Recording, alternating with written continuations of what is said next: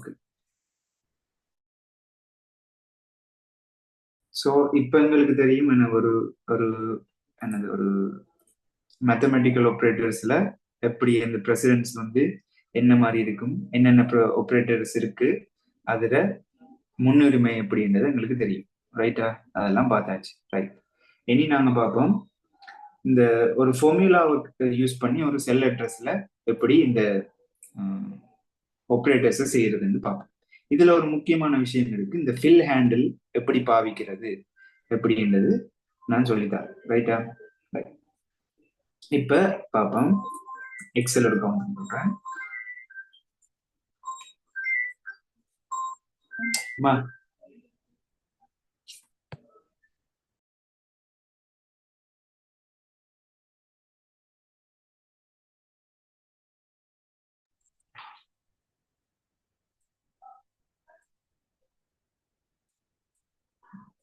பண்ணிட்டா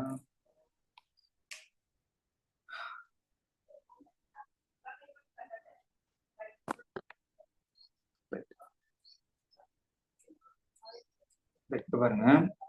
இப்ப இதுல எங்களுக்கு ஒரு என்னது இருக்கு, ஒரு கொஞ்சம் என்ன டேட்டா இருக்கு. என்ன இதுல நேம்ன்றது இருக்கு, அதுல ஒரு மார்க்ஸ் இருக்கு, பிறகு டோட்டல்ன்றது இருக்கு.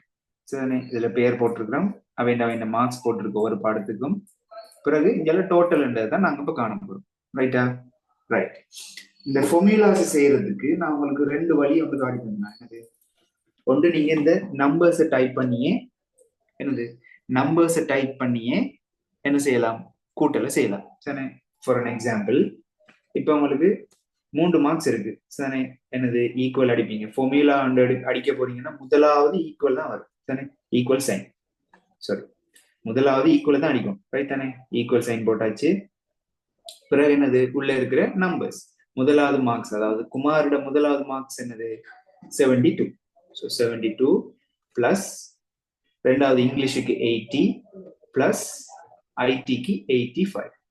சரி, கொடுத்துட்டு என்டர் கொடுத்தீங்கன்னா உங்களுக்கு இந்த மார்க்ஸ் வருது. ரைட் தானே? 237 ஆன்சர் வருது. பட் இதே 237 ஆன்சர் வருது.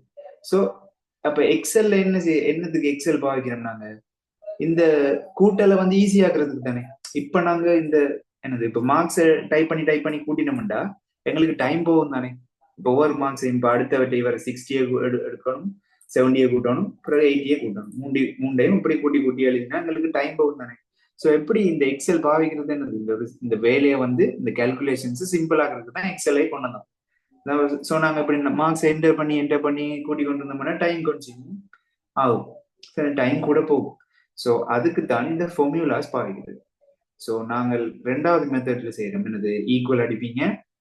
முதலாவது இந்த பி டூ என்ற செல் பிளஸ் அடுத்தது C2. ரெண்டாவது அந்த 80 என்ன மார்க்ஸ் எதுக்குள்ள இருக்காரு, C2 என்ற செல்லுக்குள்ள இருக்காரு.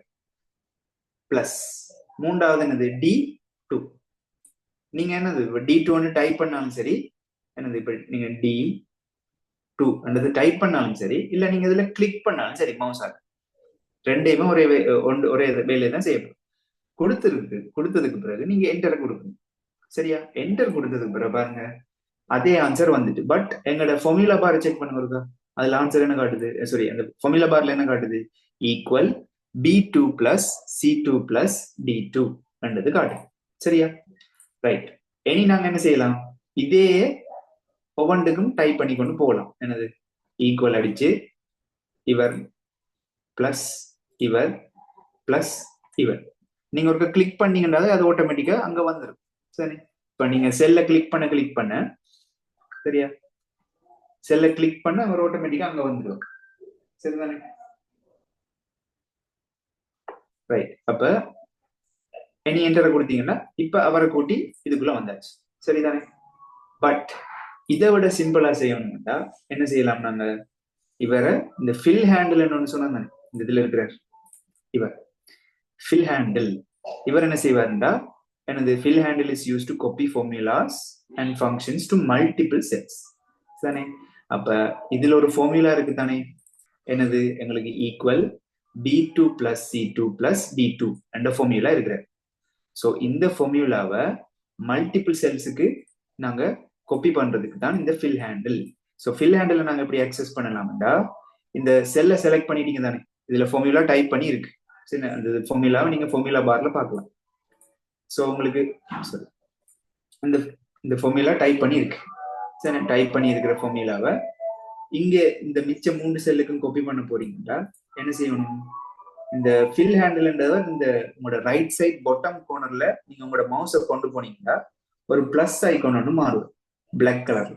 சரி, இந்த ஒரு மூலையில ஒரு பாக்ஸ் ஒன்று இருக்கு தானே, சின்ன பாக்ஸ், அந்த பாக்ஸுக்கு கிட்ட கொண்டு போனீங்கன்னா அப்படி ஒரு பிளஸ் ஐகான் ஒன்று பிளாக் கலர்ல வரும். இனி நீங்க மவுஸை ஹோல்ட் பண்ணி வச்சுக்கொண்டு அப்படியே டிராக் பண்ணிட்டீங்கன்னா என்ன செய்தார், அந்த ஃபார்முலா அப்படியே கொப்பி ஆவார். கொப்பி ஆகுக்கு என்ன நடக்கும்னா, இப்ப பாருங்க இந்த ஃபார்முலாவில் B2 plus C2 plus D2 இருக்கு. பட் ரெண்டாவது ஃபார்முலாவில் பாருங்க B3 plus C3 plus D3 இருக்கு. ஸோ இங்க பாருங்க இந்த மார்க்ஸை வந்து அடுத்த ஸ்டெப்புக்கு போறேன். சரி, முதலாவது இந்த மார்க்ஸை காப்பி பண்ணவர் இந்த மூண்டையும். ஸோ என்னது B2 plus C2 plus D2. அடுத்த ஃபார்முலாவுக்கு போக B3 plus C3 plus D3 என்றதை காப்பி பண்றேன். பிறகு அடுத்த ஃபார்முலாக்கு போக என்னதை காப்பி பண்ணணும், இந்த மூண்டையும் காப்பி பண்ணணும். என்னது மூண்டையும் கூட்டணும். ஸோ என்ன வரும், B4 C4 D4 என்றதை காப்பி பண்ணணும். சரிதானே, அப்ப இதுல பாருங்க பாருங்க equal B4 plus C4 plus D4 என்றது வந்துட்டு. அதே மாதிரி equal B5 plus C5 plus D5 என்றது வந்துட்டு. சரியா, ஸோ இந்த ஃபார்முலாஸை காப்பி பண்றதுக்கு தான் பாவிக்கிறது fill handle. So fill handle என்ன செய்வார், அந்த ஃபார்முலாவை வேற வேற செல்லுகளுக்கு காப்பி பண்ணுவார். அப்படி காப்பி பண்ணோக்க என்ன நடக்கும், எது எது மாறுமோ, இப்போ ஒரு செல்லை விட்டு தானே அடுத்த செல்லுக்கு போகுது, ஸோ அது மாறும். ஸோ அதை வந்து நான் ஒரு இதுல தெளிவா சொல்றேன். இதுல எக்ஸெல்ல வந்து சாரி பவர் பாயிண்ட்ல இருக்கா வழியா காட்டுறேன். சரிதானே, இப்ப இந்த முதலாவது ஃபார்முலா, சரி இந்த ரெண்டே அழிக்கிறேன். இந்த முதலாவது ஃபார்முலா பாருங்க, இந்த ஃபார்முலாவை நாங்க எந்த செல்லுக்குள்ள அடிச்சிருக்கிறோம், E2 செல்லுக்குள்ள டைப் பண்ணி இருக்கிறோம். என்ன இந்த ஃபார்முலா, அதாவது E2 செல்லுக்குள்ள equal B2 plus C2 plus D2 formula இருக்கு. சரிதானே, ரைட். அப்ப நான் இதுல போடுறேன்.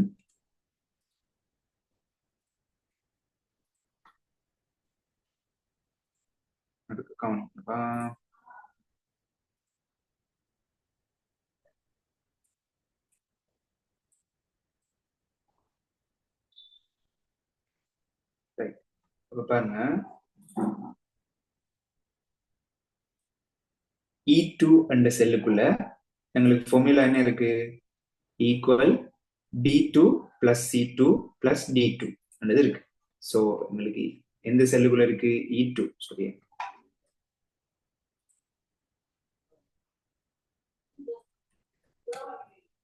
ஸோ E2 செல்லுக்குள்ள என்ன இருக்கு, இந்த ஃபார்முலா இருக்கிற. சரிதானே, சரி என்ன இருக்கிற, E2 செல்லுக்குள்ளதான் B2 plus C2 plus D2 இருக்கிற. அப்படித்தானே, இவர் தான் E2 செல். அந்த செல்லை டபுள் கிளிக் பண்ணீங்கன்னா அதுக்குள்ள இருக்கிற ஃபார்முலா காட்டும். அவர் தான் இவர். ரைட்டா, ரைட். இதே ஃபார்முலாவை நாங்க என்னத்துக்கு காப்பி பண்றோம், இதே ஃபார்முலா, அதாவது E2 செல்லுக்குள்ள இருக்கிற ஃபார்முலாவை E3 காப்பி பண்றோம். அப்படித்தானே, E3 விளங்குதா. சோ அது எப்படி மாறப்போகுதுண்டா கவனிங்க. சோ E3 ஃபார்முலா, E3 செல்லுக்குள்ள இதை காப்பி பண்ண போறோம். சோ காப்பி பண்ணவங்க இங்க என்ன நடக்குது, செல் எல்லாமே செல்ல பாருங்க, இந்த செல் அட்ரஸ்ல வந்து கொலம் பாருங்க, கொலம் மாறுதான்னு பாருங்க. இது கொஞ்சம் தெளிவா கவனிக்க வேண்டியது. சரிதானே, இதுல இதுல பாருங்க E செல் இருக்கு, கொலம் இருக்கு, 2 ரோ இருக்கு. சரி, என்றது இங்கிலீஷ் லெட்டர்ஸ்ல வர்றது எல்லாமே கொலம் தானே, அதே மாதிரி நம்பர்ஸ்ல வர்றது எல்லாமே ரோஸ் தானே. சோ பாருங்க என்ன மாறையில, இங்க என்றது மாறையில. சரிதானே, அப்ப பாருங்க இந்த என்றது அப்படியே என்ற மாதிரியே வர. ரைட்டா, ஆனா என்ன மாறுது, 2 3 என்று மாறுற. விளங்குதா? சோ இங்க என்ன நடக்குது? கொலம்ஸ் ஒன்றுமே மாற போறது இல்லை. கொலம்ஸ் அப்படியே தான் இருக்க போகுது. பட் என்ன மாற போகுது? இந்த 200 தான் 3 என்று மாறுது. 200 என்னது அங்க ரோ. சோ ரோஸ் தான் மாற போகுது. சோ உங்களுக்கு ஆன்சர் என்ன மாதிரி வரும்? இ என்றது சாரி ரோஸ் என்றது மாறப்போகுது. சோ எங்களுக்கு கொலம் மாறாது. கொலம் இங்க இ என்று இருக்கிறது, அதே மாதிரி இங்க இ என்று வந்துட்டு, சோ இங்க பி என்று இருக்கிறது, இங்க பி என்று தான் வரப்போகுது. பட் இங்க 200 இருக்கிறது, இங்கேயும் 200 தான் இருக்கு. பட் இங்க 200 இருக்கிறது, இங்க 3 என்று மாறுது. சோ இங்கேயும் 3 என்று மாறப்போறது. Plus C 3 plus D 3. So இங்க பாருங்க என்னென்னு வருது? உங்களுக்கு முதலாவது ஃபார்முலாவே என்னது? முதலாவது ஃபார்முலாவை அப்படியே E2ல இருக்கிறத E3க்கு காப்பி பண்றோம். அப்படித்தானே? இதுல என்ன சாரி க்ளோஸ் பண்ணிட்டேனா?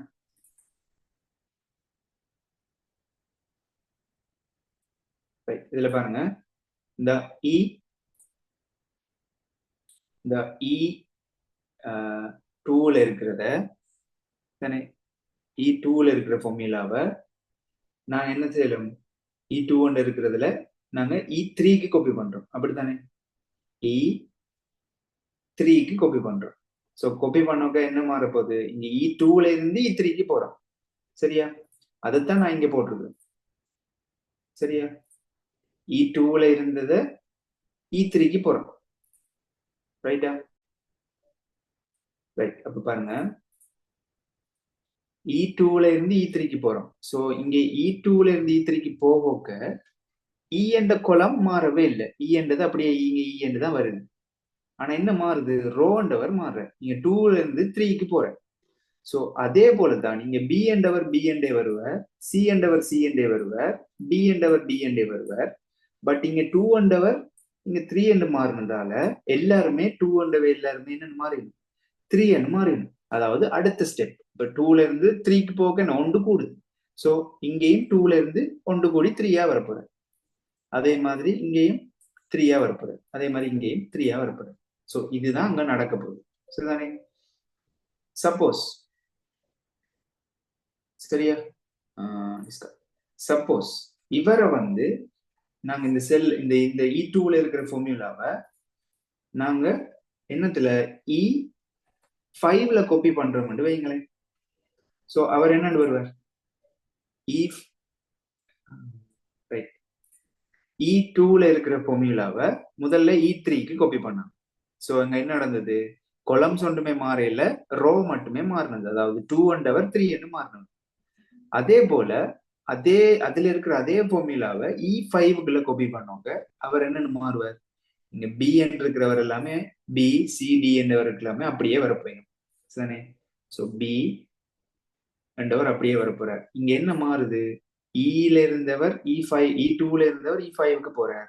சோ இங்க E என்றது மாறையில 2 என்றது 5ஆ மாற போறார். அதே மாதிரி இங்க 2 என்று இருக்கிறவர் இங்க B 5 என்று மாறுவார்.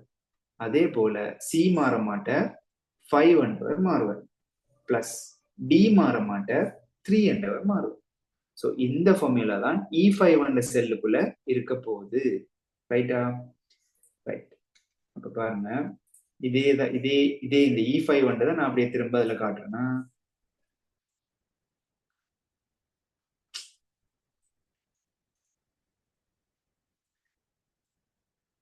சரியா? நாங்க ஃபில் ஹேண்டில் வச்சு ஃபில் பண்ணுவோம் எல்லா ஃபார்முலாவையும். இப்ப E2ல இருக்கிறத E2ல இருக்கிற ஃபார்முலாவை ஃபில் ஹேண்டில் வச்சு அப்படியே எடுத்து கொண்டு வரேன். எல்லாத்துலயுமே ஃபில் ஆயிடுச்சு. சோ இங்க E2ல இருக்கிற ஃபார்முலா என்னது?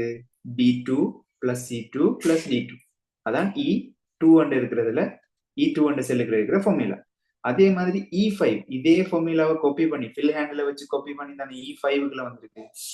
E5க்குள்ள என்ன இருக்குன்னு பார்ப்போம். இவரை டபுள் கிளிக் பண்ணீங்கன்னா பாருங்க E5க்குள்ள என்னன்னு இருக்க போறாரு? B5 plus C5 plus D5 வந்தவர் இருக்க போறாரு. சரியா? அப்ப உங்களுக்கு என்ன விளங்கணும்? குளம் மாறவே இல்லை. என்ன ஒரே குளத்துக்குள்ள தான் எல்லாத்தையுமே காப்பி பண்றீங்க. இந்த பாருங்க ஒரு ஃபார்முலாவை ஒரே குளத்துல தான் காப்பி பண்றீங்க. பட் என்ன மாறி கொண்டு போறாரு? இங்க 2ல இருந்து 3 மாறுற, 3ல இருந்து 4 மாறுற, 4ல இருந்து 5 மாறுற. ரைட்டா? இது விளங்கணும். ஸோ இதே மாதிரியே தொடர்ந்து கொஞ்சம் கொஸ்டின்ஸ் செய்வோம் நாங்க. சரிதானே? அப்பதான் உங்களுக்கு இந்த விஷயம் விளங்கும். பிறகு அங்கால நாங்க ரோ அப்சல்யூட் கொலம் அப்சல்யூட் படிக்க இது கொஞ்சம் ஈஸியா இருக்கும் உங்களுக்கு. ரைட்டா? ரைட்.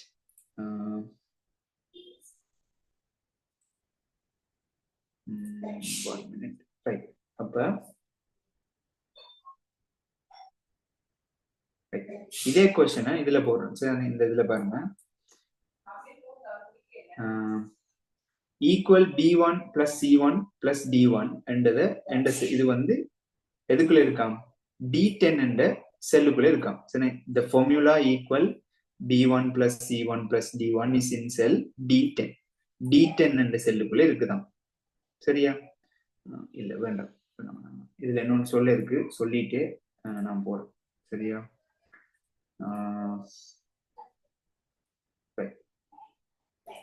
இப்ப இதுல இப்ப நாங்க இதுல என்னன்னு போட்டோம், இந்த ஃபார்முலாவை பாருங்க. b2 plus c2 plus d2 ஒன்று தானே இருக்கு. இத இன்னும் சுலபமா போடுறதுண்டா நான் என்ன செய்யலாம்டா, ஈக்குவல் அடிப்பீங்க. இந்த ஃபார்முலா வலிக்கிறேன்னா ஈக்குவல் அடிப்பீங்க. b1 சாரி b2ல இருந்து அப்படியே உங்களோட மவுஸை ஹோல்ட் பண்ணி எங்களோட செல் அட்ரஸ் சாரி செல் ரேஞ்ச் நாங்க செலக்ட் பண்ணுவோம். இடையில ஒரு கோலன் வரும், இந்த கோலன். சோ இங்க நான் என்ன செய்யறேன், இந்த 3 செல்லையும் வந்து செலக்ட் பண்றேன். சரிதானே? ஈக்குவல் அடிக்கிறேன், இந்த 3 செல்லையுமே தொடர்ந்து செலக்ட் பண்றேன். கொடுத்துட்டு என்ன கொடுத்தாலும்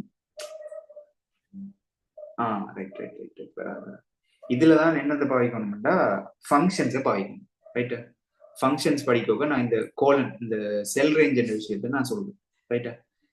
அதுக்கு முதல் இந்த இதுல கொஞ்சம் ப்ராக்டிஸ் பண்ணுவோம். சரிதானே? இந்த ஃபார்முலாவை ஒரு செல்லுக்குள்ள இருக்கிற ஃபார்முலாவை இன்னொரு செல்லுக்குள்ள போட்டா அது என்ன மாதிரி மாறும் ரெண்டு. நான் சொன்னேனே இந்த C2ல இருந்து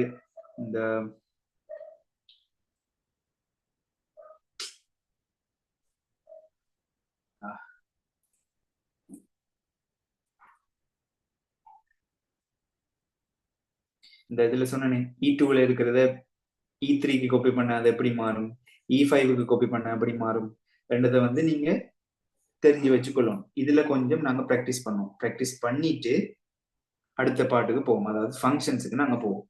சரிதானே?